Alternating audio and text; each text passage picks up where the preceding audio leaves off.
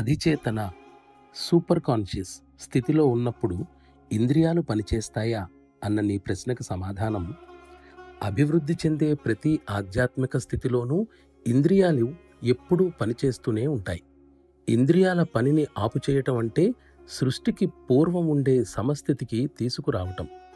గుప్తమైన చలనం ఎల్లప్పుడూ ఉంటుంది. అది లుప్తమైనప్పుడు ప్రాణం విడిపోతుంది. మనం ఇంద్రియాలను సరిగ్గా వినియోగించుకోవటం నేర్చుకోవాలి. అప్పుడు వాటి వాటి స్థానాల్లో సమస్థితిలో ఉంటాయి. ఆత్మ శరీరానికి యజమాని. ఇది కేవలం సంకేతాలనిస్తుంది. మనసులో కోరిక కలిగినప్పుడు అది ఆత్మకు తెలుస్తుంది. అప్పుడు దానిని గురించిన సంకేతం ఇస్తుంది. మనస్సులో కోరిక ప్రకారం మీరు మెలగవచ్చు లేదా మెలగకపోవచ్చు. ఆత్మ ఏ విధంగానూ మలినపడదు, ఏది అంటుకోదు. ఏ పనికి ఆత్మ బాధ్యత వహించదు.